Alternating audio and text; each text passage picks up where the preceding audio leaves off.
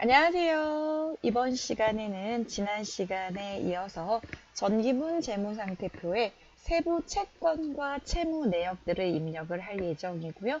또한 회계 초기 2월의 정기분 손익계산서 내용도 순차적으로 입력을 해보도록 하겠습니다. 지난 시간에 이어서 입력하시는 내용인지라 5000번 회사 코드에 2010 사원코드 김혜수 이명차 안에서 로그인 해주시면 되겠습니다. 자, 여러분은 ERP를 공부하고 계시는데요. 이 ERP가 경영학적인 측면에서 전사적 자원 관리이기 때문에 회계 모듈, 인사 모듈, 물류 모듈, 생산 모듈 이렇게 나누어져 있습니다. 그러니까 그 부분들 중에서 이제 주요 핵심인 ERP 회계 쪽을 저하고 다루고 있다고 보시면 되겠죠.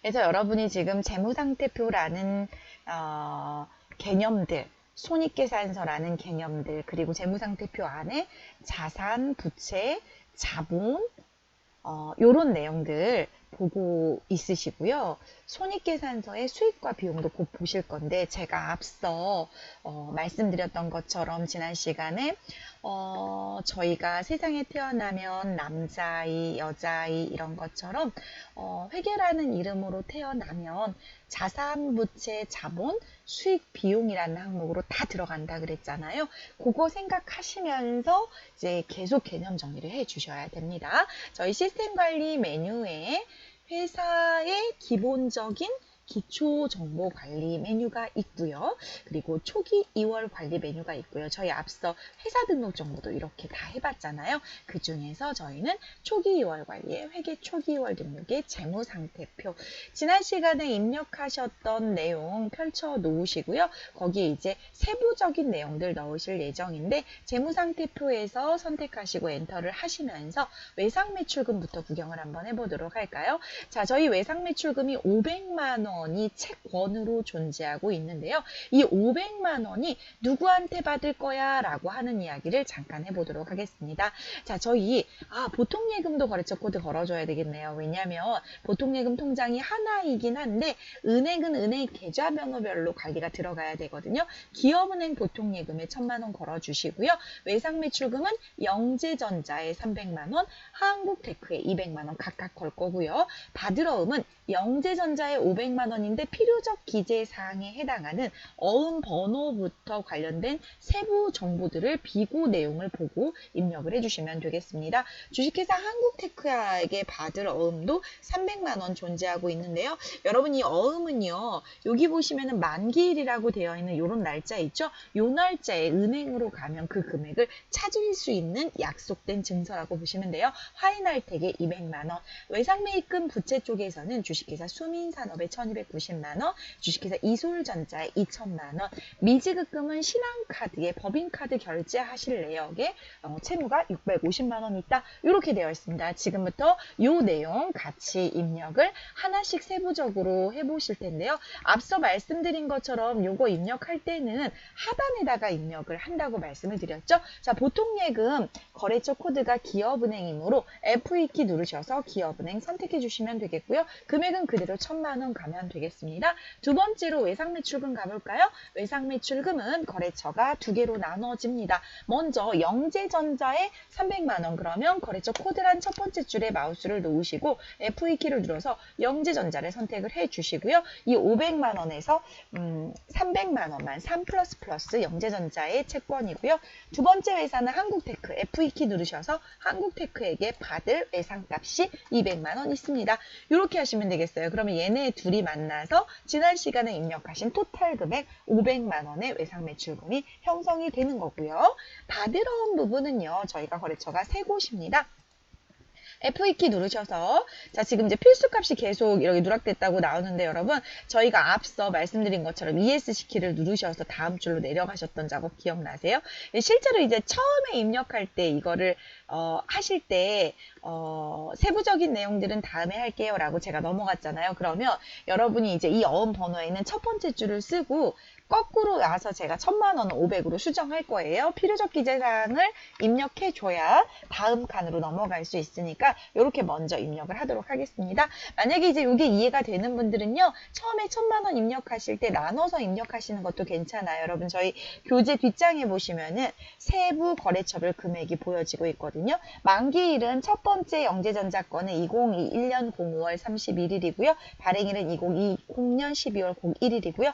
어음 종류는 여러분 저희가 이게 종이 어음은 자가, 다라 이런 식으로 한글이 두 글자가 써져 있고요. 전자어음은 숫자 20자리로 이루어져 있는데요. 얘는 종이어음으로 주어져 있습니다. 수금 구분은요.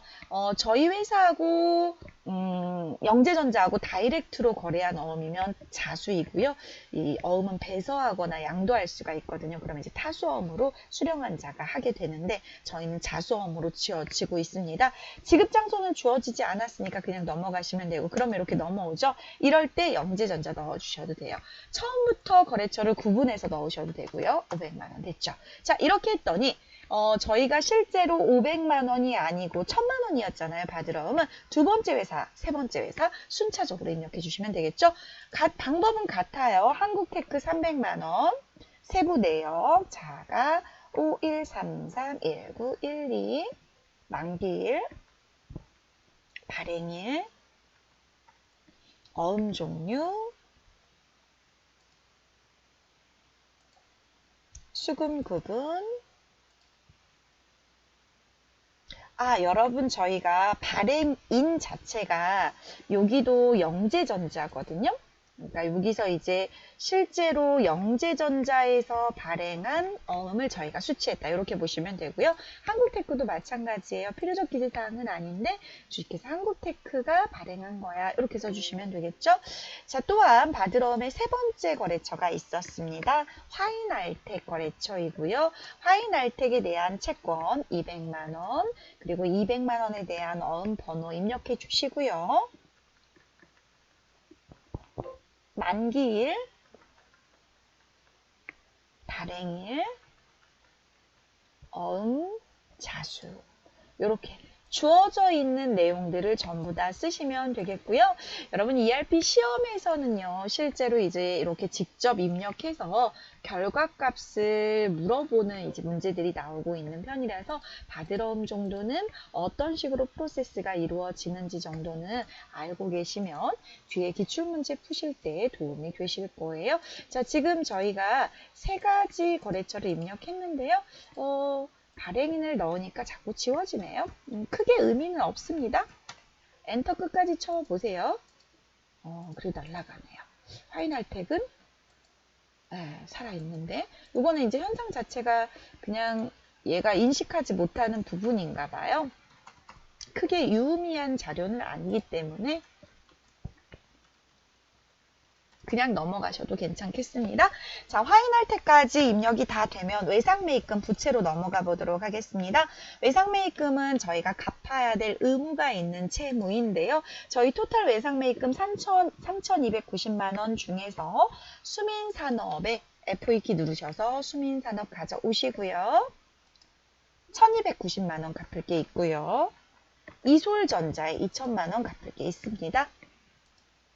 여기서 외상매입금이라고 표현되는 것은 지난 시간 말씀드린 것처럼 주요 상거래에서 일어난 채권, 채무에서 채무에 해당하는 외상매입금. 자, 미지급금은 저희 법인카드를 매번 어떤 거를 구입하실 때 결제 수단으로 쓰게 되면 법인카드는 이제 결제일에 그만큼에 해당하는 돈이 계속 이체가 되면서 통장에서 빠져나가고 카드사로 들어가게 되죠. 저희는 작년 12월 말에 650만 원 정도가 신한카드에 채무로 미지급금이 있었다. 근데 보통 이렇게 미지급금은 주요 상거래인 상품이나 원재료가 아닌 것들을 구입했을 때라고 보시면 되겠습니다. 자, 이렇게 해서 모두 마무리를 했고요. 이제 두 번째인 손익계산서를 만나보실 텐데요. 손익계산서는 여러분 수익과 비용이 들어가는 거예요. 다시 한번 좀 상기시켜 드릴게요. 저희 이제 앞으로 계속 갈수록 공부하는데 계속 회계가 나온다고 했잖아요. 그래서 여러분께서 그 회계가 조금 약하다라고 하신 분들이 지금 좀 버거울까봐 조금 걱정은 돼요. 하지만 그걸 다소 조금 처음 시작했다 하더라도 겁먹지 마시라고 말씀을 드리면서, 사실 ERP는 처음에 시스템 관리에서 회사를 등록해서 마지막 결산 작업까지 갈 때까지 한번 쭉 스킵해서 넘어가 보시는 것 자체로도 여러분께는 큰 의미가 있어요. 이를테면 여러분이 경영학도로서 ERP가 뭔 줄 알아야 되고, ERP 해봤어요. 그랬을 때 저 해봤어요. I can 할 수 있어요 라고 말할 수 있으면 여러분이 이 수업 자체가 의미가 있는 거예요. 그런 자긍심, 자부심, 자신감을 가지시고 매 시간 적극적으로 강의를 들으셔야 되겠습니다. 자, 이제 손익계산서 보도록 하겠습니다. 여러분, 손익계산서는 앞서 말씀드린 대로 수익과 비용을 가져가는 보고서다. 이렇게 보시고요. 전년도 1월 1일부터 12월 31일까지 이 손익계산서의 형태를 보시면 우리가 일정 기간 동안 기업의 경영성과를 보고하는 게 손익계산서인지라 여러분 보시는 것처럼 기간이 표기가 되어 있습니다. 2020년도 제9기 동안 매출액부터 당기순이익까지가 표현이 되어 있고요. 요거는 여러분 암기 좀 해주세요. 제가 이번 시간에 암기를 좀 부탁을 드리도록 할게요. 사실 손익계산서의 형태 정도는 여러분이 좀 꼭 알고 계셔야 돼서요. 어떤 식으로 암기하시냐면요. 제가 한번 읊어볼게요. 매출액 마이너스 매출원가는 매출 총 이익 마이너스 판매비 이익이 난다는 전제 하에 말씀을 좀 드리도록 할게요. 마이너스 판매비와 관리비는 영업이익 플러스 영업의 수익 마이너스 영업의 비용은 법인세 차감전 이익 마이너스 법인세에 드는 당기순이익. 그래서 혜수가 너 전자제품 회사 하는데 너 옷 제조기업 하는데 얼마 벌었어? 그랬을 때 이 매출액을 얘기하는 친구들이 있어요. 그죠? 얼마 벌었어? 나 2억 벌었어. 이렇게 말하는 친구들이 있겠죠. 얼마 벌었어? 그랬을 때 나 다 계산해보니까 순수하게 1,569만 원 벌었더라. 이렇게 말하는 친구도 있겠죠. 그래서 여러분이 표현을 할 때 손익계산서는 얼마 벌었어? 경영성과가 얼마나 났어? 그랬을 때 구분해서 계산을 하게 되어 있어요. 그래서 매출 총순이익은 얼마가 나왔어? 영업이익은 얼마가 나왔어? 당기순이익은 얼마가 나왔어? 이런 식으로 좀 말씀을 하시면 좋을 것 같습니다. 자, 여러분 저희 제품 매출 부분이요. 세목으로 좀 등록이 되어 있는데 앞서 저희가 제품 매출 부분을 세목을 등록을 안 한 것 같죠? 접대비는 세목을 등록을 했던 것 같죠? 계정 과목 할 때 한번 볼까요, 여러분? 자, 여기서 이제 미입한 부분들은 등록하고 넘어가 보도록 하겠습니다.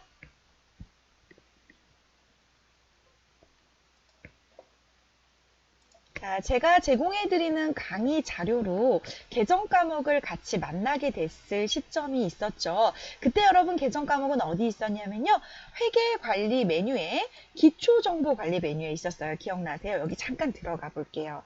여기 들어가서 저희가 제품 매출 쪽에 수익 계정 과목들을 건드렸는지 제가 기억이 잘 안 나는 이유를 보니까 아마 안 건드린 것 같습니다. 지금 정정하고 가보도록 할 텐데요. 여러분 제가 수업 자료에서는 제공을 안 해드렸는데 저희 교재 구성도에서 아마 제가 제품 매출 쪽 부분들을 건드리지 않고 넘어간 것 같아요. 지금 건드리면 되죠, 뭐.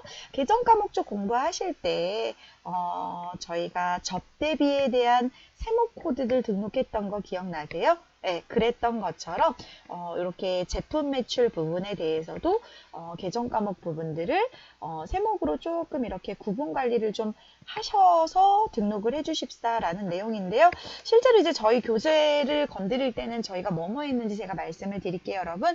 유가증권에서 단기매매증권 계정 과목으로 변경해서 수정을 했고요. 그리고 영업의 비용 쪽에서 매출채권 처분 손실을 추가로 입력을 했고요. 접대비 계정에서 세목으로 해서 일반 접대비, 경조사 접대비, 문화 접대비 이렇게 했고요. 판매비와 관리비 핸드폰 번호에다가 관리 항목, 차비변 필수라는 거 넣었던 거 기억나시죠? 그런데 이제 이 부분의 문제를 푸실 때 여러분이 제품 매출 쪽을 세목으로 좀 구분을 하도록 할게요. 그래서 지금 하시면 돼요, 여러분. 앞서 저희 교재 개정 과목들에서는 제품 매출 부분을 세목 부분을 안 해봤기 때문에 여기서 이제 보시면 되겠죠. 하려고 했더니 어때요? 이미 돼 있네요. 그래서 여러분이 접대비 잠깐 가볼까요, 여러분? 제 머릿속에 했던 기억이 없어서 지금 들어왔던 거예요. 자, 접대비 개정 과목을 가보니까, 요건 저희가 했었죠. 일반 접대비, 경조사, 문화 접대비. 저는 안 돼 있는데요? 손 들어보세요. 네, 여러분들은 지금 하시면 되겠습니다. 왜냐하면 언젠가는 저 개정 과목을 뒤에 가서 저희가 사용을 할 거기 때문에 그렇습니다. 이렇게 해서 제품 매출 보니까 내가 등록하진 않았는데 얘가 알아서 국내 제품 매출, 해외 제품 매출, 면세 제품 매출로 프로그램에서 나누어서 세목을 넣어놨네. 네, 그러면 그거 그대로 사용하시면 되겠죠. 따라서 첫 번째에 해당하는 제품 매출 부분을 국내 제품 매출액인 40401 코드 세목을 사용하도록 하겠습니다. 국내 제품 매출 40401. 요 금액은 저희가 얼마의 매출을 일으켰냐면 2억 원의 매출을 일으켰습니다. 따라서 금액에 2억 원의 매출을 엔터해서 넣어주시면 되겠어요.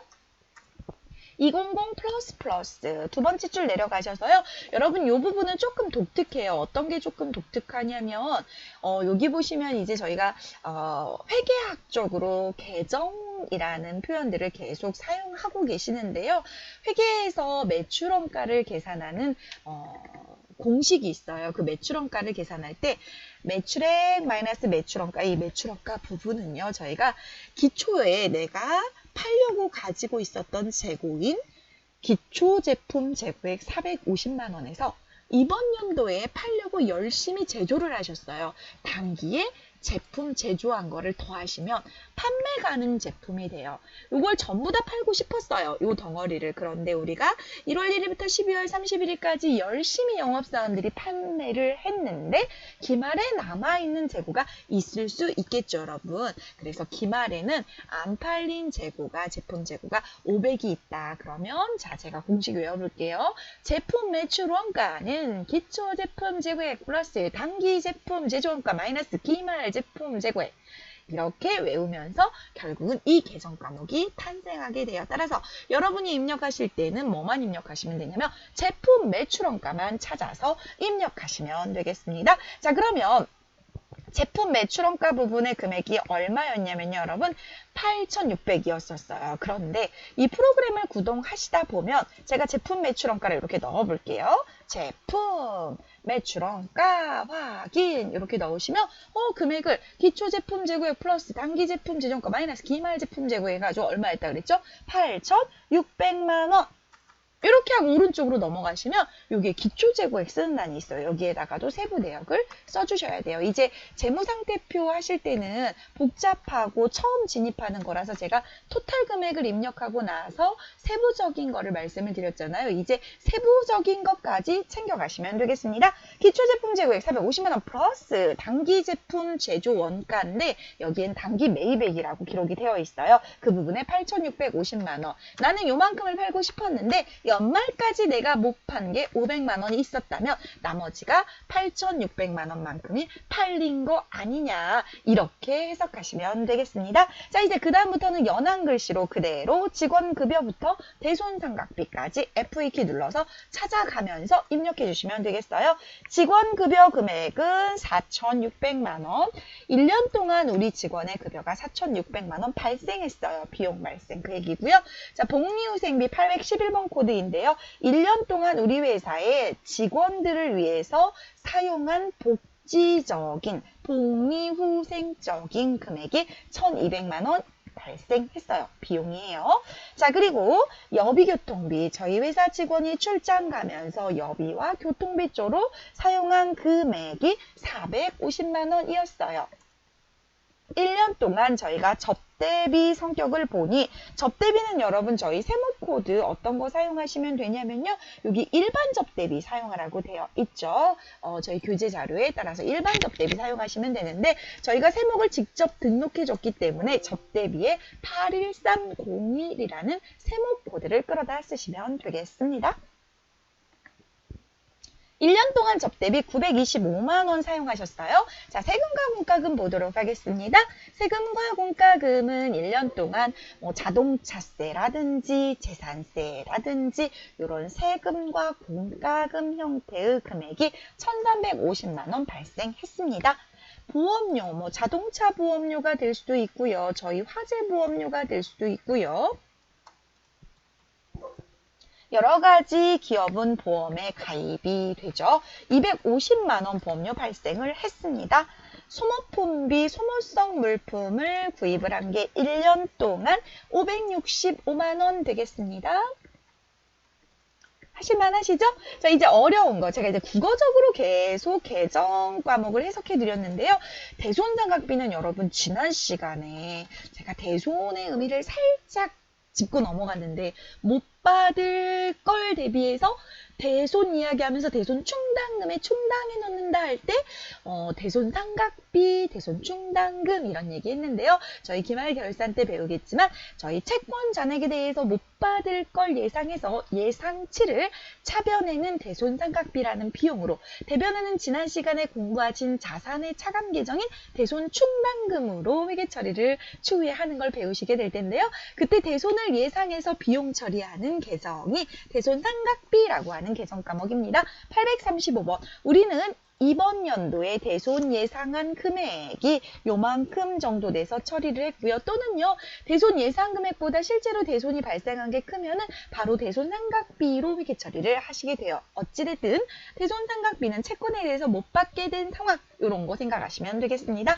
자, 또한 이제 이자 비용이라고 하는 영업의 비용, 저희가 차입금이라고 하는 대출금이 있으면 은행에 또는 채권자에게 따박따박 이자를 내야 되겠죠. 그 이자 비용 되겠는데요. 이자 비용은 왜 영업의 비용이냐면요. 저희가 기본적으로 지금까지 입력하신 비용은 판매비와 관리비, 즉 판매 활동과 관리 활동을 하기 위해서 들어간 비용인데 이자 비용은 금전을 빌린 활동에 대한 채무에 대한, 즉 금전에 대한 대출 활동에 대한 이자이기 때문에 전자제품을 제조하고 판매하는 판매와 관리 행위와는 별개의 금전 조달 활동이다. 그래서 영업의 비용이라고 해요. 이자 비용 120만 원 발생했습니다. 여러분은 지금 전기분 재무상태표, 전기분 손익계산서를 입력하고 계시기 때문에 전년도 활동에 대한 내용입니다. 법인세 등은 편의상 제로로 되어 있네요. 자, 이렇게 하시고 나서 여러분 어디로 가보시냐면요. 회계관리 쪽에 결산 재무제표 관리 쪽에 손익계산서 가보세요.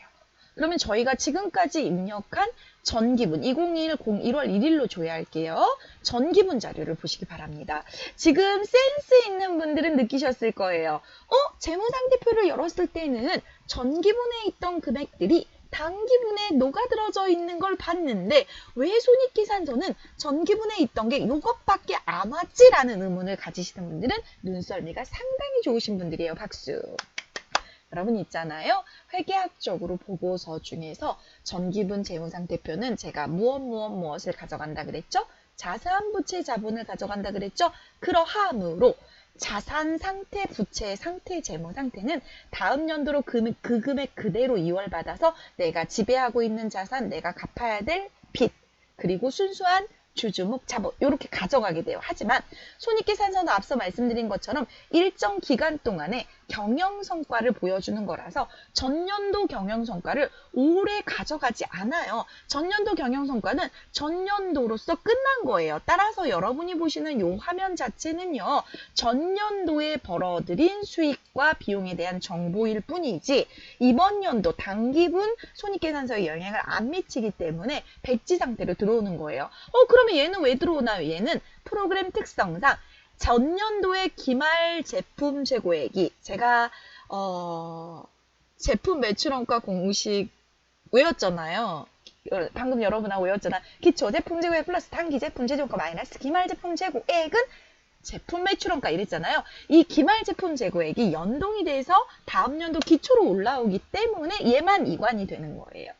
따라서 이번 시간에 공부하시면서 재무상태표 지난 시간에 입력하신 내용과 이번 시간에 입력하신 손익계산서의 굵직한 의미들을 내 걸로 가져가셔야 돼요. 제가 재무상태표 정의를 말씀을 드릴게요. 일정 시점에 기업의 자산, 부채, 자본의 재무상태.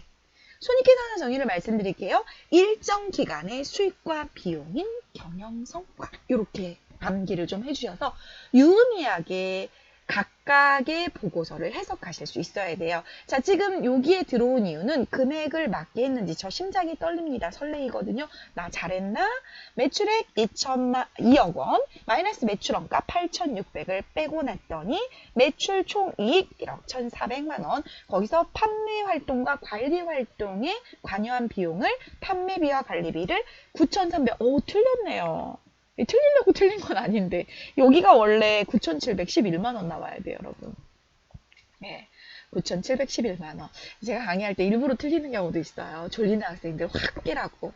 여러분 혹시 졸고 계시진 않죠? 눈 크게 뜨고 찾아보겠습니다. 직원급여, 복리후생비 다 맞은 것 같은데요. 어디에서 금액이 오류가 생겼을까요? 250만 원? 보험료? 넣었는데요? 소모품비 565만 원, 넣었는데요. 대손상각비 15만 원, 넣었는데요. 뭐 하나가 빠졌는데 금액이 좀 적죠, 지금?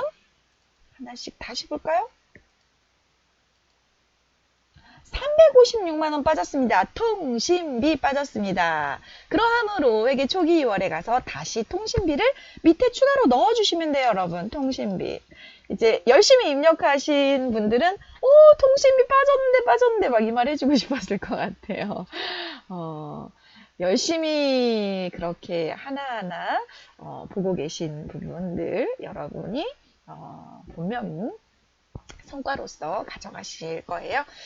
여러분 저하고 온라인상으로 만나고 있지만 집중해서 재미있게 강의 들을 수 있게 제가 리얼하게 열심히 강의를 하고 있는데 여러분도 이런 것도 빨리빨리 찾아내시고 어떡하지 안타까 하면서 김혜숙이하고 호흡해 주시는 수업을 하시면 여러분의 공부에 도움이 어마어마하게 될 것 같습니다. 공부하는 것도 재밌고 행복하게 하셔야 되니까요. 자, 손익계산서 다시 한번 조회 버튼 상단부 이렇게 돋보기 같이 생긴 거 눌렀더니 박수 9,711만 원으로 판매비와 관리비 일치가 됐습니다. 이렇게 하고 나서 봤더니 영업이익이 1,689만 원이고요. 그리고 영업이익이 1,689만 원이고요. 영업의 비용 120만 원에 법인세 차감전 순이익 1,569만 원에 그리고 당기순이익 1,569만 원으로 교재와 일치되는 걸 볼 수가 있습니다. 이렇게 해서 이번 시간에는 손익계산서까지 마무리했고요.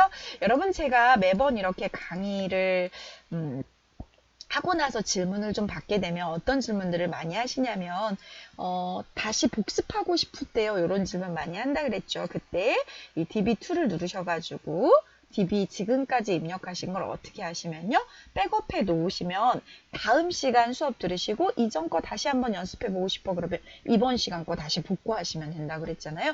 요거까지 좀 알고 계시면 좋을 것 같고 저도 매 시간 강의 마치고 나서 DB 관리 툴을 백업해 놓고 있는 상황이거든요. 여러분도 그렇게 공부하시면 되게 알차게 자료들을 다시 한번 보고 복습하고 이렇게 하실 수 있을 것 같습니다. 자, 여러분 이번 시간도 강의 들으시느라고 고생 많으셨고요. 다음 시간에는 정기분 원가 명세서로 만나 뵙도록 하겠습니다.